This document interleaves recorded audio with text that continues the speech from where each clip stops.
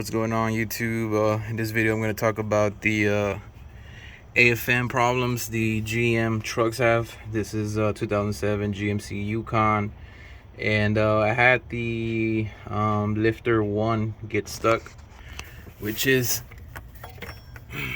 this guy right here. Now I already unstuck it. I took off the Vlom. I stuck in a Phillips screwdriver in here. Gave it a couple of light taps with a wrench that I had. I didn't want to use a hammer because I didn't want to cause damage to the lifter, So after a few light taps, when I took off the rocker arm, the tie rod, the push rod, actually, boom, it just launched, almost hit my brother's truck that was parked next to me. That was kind of funny. But got it unstuck. I gave it a couple turns down here, so that way the valves can rotate. They rotated twice and it hasn't collapsed yet, so I think we're good to go. This is the, I want to say, third time this issue has happened on this truck. The first time that it happened, I took it to an actual mechanic and I got him to take everything apart. I put all brand new valve lifters and the regular lifters as well, and push rods, everything pretty much brand new. Heads got resurfaced, everything cleaned up, and it worked well for about a year. And then after a year, I think I had two valve lifters collapse on me. I want to say it was number 1, and I think it was one of those over there. I'm not too sure. Again, I paid the guy to do it again. He charged me kind of cheap, so I just paid him. He did it again, and then shortly after a month, I would say, or maybe 2 months, lift number 1 collapsed, which is this guy again. He collapsed, and I know these are brand new lifters. I buy them. The first time around I went with eBay. Some people told me not to do it. They worked so far. I've only had 2 of them mess up from the eBay ones, and after that I just started buying them here at the auto parts store, like 40 bucks each.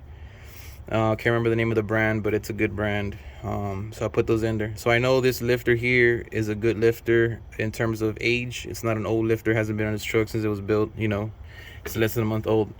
So I uncollapsed it. I turned the crank. Everything looking good. Now I'm gonna get ready to do something called the Vlom mod.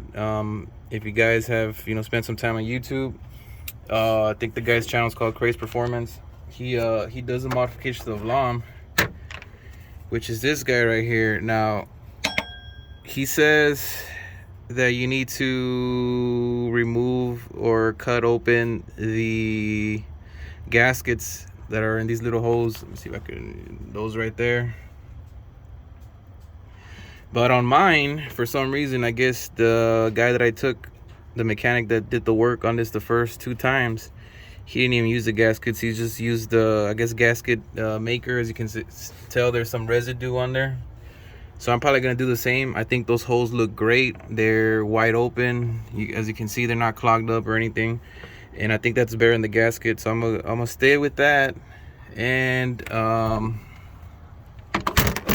we're gonna do,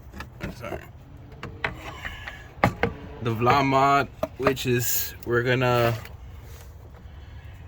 cover that up, so we can cover this alley that feeds the oil to the solenoids to turn off the active fuel management. So I was looking around and I couldn't, on forums and stuff, and I couldn't find the measurements or anything like that for the plug. So what I did is I was looking through my dad's arsenal of random miscellaneous tools. And the little backstory of my dad: he used to work at a machine shop for about 20 some years until it closed down and I went to Canada or Mexico, I'm not sure. But anyways, he used to do refrigerator parts, right, like thermostats, stuff like that. And he told me that this part he kept as a keepsake.